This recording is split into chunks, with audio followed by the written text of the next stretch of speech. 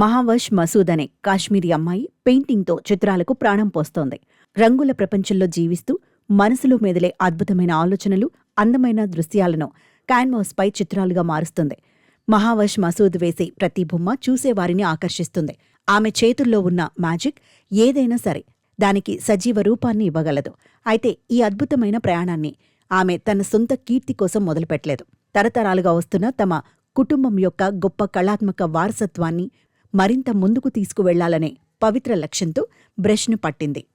एक craft designing के साथ साथ जो कश्मीर में ज़्यादा कॉन्सेप्ट है नहीं, पेंटिंग का, आर्ट का, थोड़ा सा डिफरेंट सब्जेक्ट है ये, उस पर हम बात करेंगे। लेकिन थोड़ा सा हम आपको आपके पस मंज़र की तरफ जानना चाहेंगे, जो आपका बचपन है, क्योंकि हर इंसान को अपना जो चाइल्डहुड है शेयर करना अच्छा लगता है। मैं पहले जानना चाहूँगा कि महविश कहाँ पैदा हुई है, कहाँ पली बड़ी है, कहाँ से तालीम की शुरुआत हुई? सर मैं श्रीनगर में ही पैदा हुई, जवाहर नगर में पली बड़ी।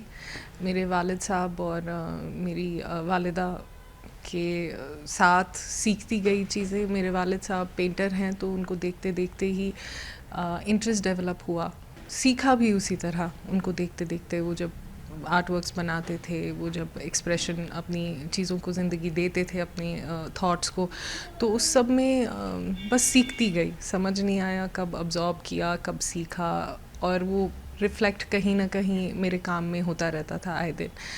तो हैंडीक्राफ्ट्स से मेरा एक्सपोजर शुरू हुआ। मेरी मदर का अपना शॉप था जहाँ पे वो हैंडमेड प्रोडक्ट्स बेचती थी, स्पेशली जैसे जयपुर के ब्लॉक प्रिंटेड प्रोडक्ट्स थे या हैंडलूम का कपड़ा वगैरह था, तो वहाँ थोड़ा क्राफ्ट्स का एक्सपोजर वहाँ से भी शुरू हुआ। और मेरे ग्रैंडफादर पेपर मशी का काम करते थे, एम कासिम, तो उनके घर पे कारखाना हुआ करता था, तो उस कारखाने को देखते हुए क्राफ्ट्स को सीखा।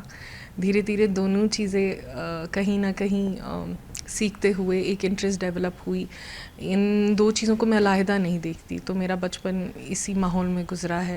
स्कूलिंग मेरी प्रेजेंटेशन कॉन्वेंट में हुई, जहाँ टीचर्स ने बहुत एनकरेज किया मुझे इस चीज़ को आगे लेने के लिए। मेरी क्लासमेट्स बहुत एनकरेज करते थे कि इसको एज ए प्रोफेशन ज़रूर लेना।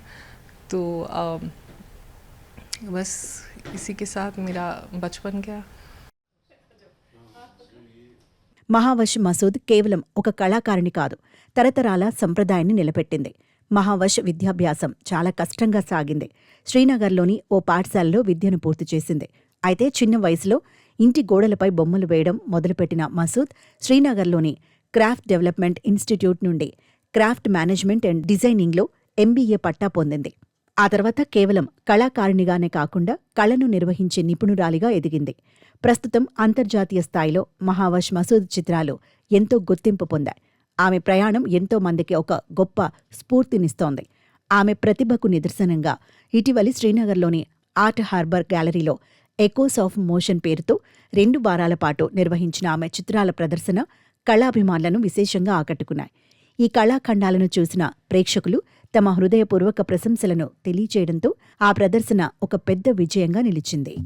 क्राफ्ट सेक्टर में मेरा मास्टर्स मैंने एमबीए क्राफ्ट मैनेजमेंट में किया। तो क्राफ्ट्स और आर्ट ये इंटर रिलेटेड है। ये दो चीज़ें हैं, पेंटिंग है, ये बस दो अलग एक्सप्रेशंस है। क्राफ्ट्स में आप डिफरेंट तरह से एक्सप्रेस करते हो, जहाँ आप कमर्शियल प्रोडक्ट्स बनाते हो जो कोई पहन सके। Art on the other hand like painting, sculpture, उसमें आप बोल्डली अपने थॉट्स को एक ज़ुबान देते हो जो शायद थोड़ा बोल्ड भी हो, क्योंकि वहाँ पे आपकी यूटिलिटी पे ज़्यादा, क्राफ्ट्स में आप यूटिलिटी पे ध्यान देते हैं, यहाँ आपका बस एक्सप्रेशन पे ध्यान होता है। तो मैंने क्राफ्ट्स को as a medium of art भी देखा है, जहाँ पे मैंने सिर्फ उसको एक सीरीज़ की है, जैसे birds, exotic birds of Kashmir पे करीबन 10 साल पहले एक सीरीज़ की थी, 10-15 साल पहले, जिसमें सिर्फ मैंने एग्जॉटिक बर्ड्स जो हमारे अब दिखते नहीं हैं, आपके हमिंग बर्ड है या आपके बर्ड्स ऑफ पैराडाइज हैं, बाकी वो वाले बर्ड्स को कैप्चर किया था। तो as a medium of just expression of what you see, what you feel, उसको क्राफ्ट्स में भी डालने की कोशिश की है। और यहाँ पे आर्ट एज अ मीडियम मैंने यूज़ किया। तो मेरे लिए दोनों चीज़ें बस एक मीडियम है, एक ज़रिया है अपने थॉट्स को प्रोसेस करके आगे पेश करने का।